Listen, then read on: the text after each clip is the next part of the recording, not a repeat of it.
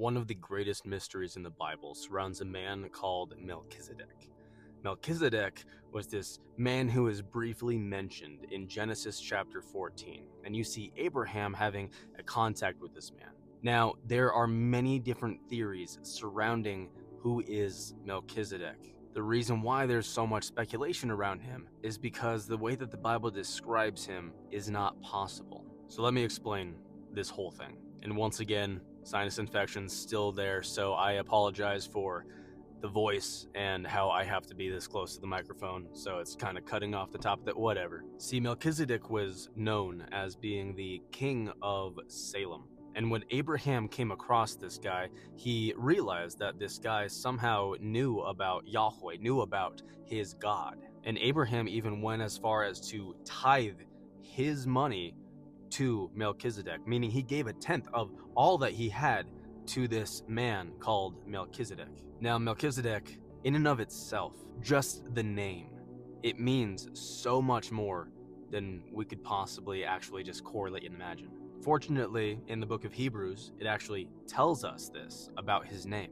See, his name, Melchizedek, comes from two words, Melech and Zedek. Melech literally means king, and Zedek literally means righteousness. So the name Melchizedek literally means that he is the king of righteousness. That should stop you in your tracks just a little bit. But if not, let's keep going, because it says that he's the king of Salem. And the king of Salem is also going to be very interesting, because Salem, that word is from shalom, which means this peace, this boundless peace that can only come from God. So he is the king of righteousness and the king of peace. And Abraham tithes his possessions to Melchizedek, who somehow knows about the God of Abraham. Now, if we look in Hebrews chapter 7, this is where we get a description of him that is not possible. Listen close. So in Hebrews chapter 7, it does explain that his name means those things. But then it says that he is without father, without mother, without genealogy, having neither beginning of days nor end of life, but made like the Son of Man, he remains a priest continually. See, the Bible doesn't say that Jesus is a priest in the line of Aaron. No, it says that Jesus is a priest in the line of Melchizedek, this guy who is referred to as being a priest of God. Within Hebrews, that is discussing Jesus being the high priest. And it tells us that in Hebrews 6:20, which says, Jesus having become a high priest forever according to the order of Melchizedek. So there's basically two theories that surround this. One of them is that this guy was a type of Christ, meaning that he was a forerunner of Christ. He was basically there as a foreshadow to give us some information about the coming Messiah, which is going to be Yahweh incarnate. The other theory goes into something known as a theophany or a Christophany, which we've talked about before. A theophany is where you see God manifesting in a tangible form. A Christophany specifically is when you see the Son of God, Jesus Christ, manifesting in a pre-incarnate manifestation. You see this throughout the Bible. So whenever you see God physically walking through the garden with Adam, that is Jesus. Whenever you see Manoah and his wife visited by the angel of the Lord, that is Jesus. The Malach of Yahweh, the messenger of Yahweh. That's what angel means. Angelos, Malach, messenger. The messenger of Yahweh. The angel of the Lord. When you see God physically wrestling with Jacob and then renames him Israel, which means that you have wrestled with God, that was Jesus. And so that other theory is that literally this man, Melchizedek, was a pre-incarnate manifestation of Jesus. That Abraham was literally tithing directly to God. That Melchizedek is in fact Jesus. See, tracing that back once more, you see that he's without father, without mother, without genealogy, having neither a beginning nor an end. But it even literally says that he is made like the Son of God, and he remains a priest continually. So the priest of God, the high priest of God, would be Jesus himself. The mediator of God is Jesus Christ. And so that priestly mediation is now made through the order of Melchizedek and no longer through the order or the lineage of the Levitical priests going through the line of Aaron. And so the priest of God, the messenger of God, the King of kings, the Lord of lords, the King of righteousness, the Melchizedek, the Melchizedek, the King of peace, the Melech Shalom.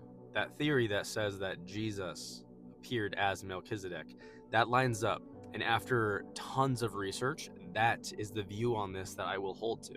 See, you see that in John chapter 8, you see that Jesus is confronting some Pharisees. And I want to read this to you because it's interesting. He's talking about whenever Abraham saw Jesus. See, starting in verse 54 of John 8, Jesus answered, "If I glorify myself, my glory is nothing. It is my Father who glorifies me, of whom you say, he is our God, and you have not known him. But I know him. And if I say that I do not know him, I will be a liar like you. But I do know him and keep his word. Your father Abraham rejoiced to see my day, and he saw it, and he was glad." So the Jews said to him, "You are not yet 50 years old, and you have seen Abraham?" Jesus said to them, "Truly, truly, I say to you, before Abraham was, I am." Therefore they picked up stones to throw at him, but Jesus hid himself and went out of the temple. See, what's happening here is that Jesus just said that he had seen Abraham. Abraham had been dead for about 2,000 years, and yet Jesus was saying that he saw him, saying that Abraham saw my day and was glad. And then finally, this is just the hammer on the head of this, where Jesus says, before Abraham was, ego eimi, I am.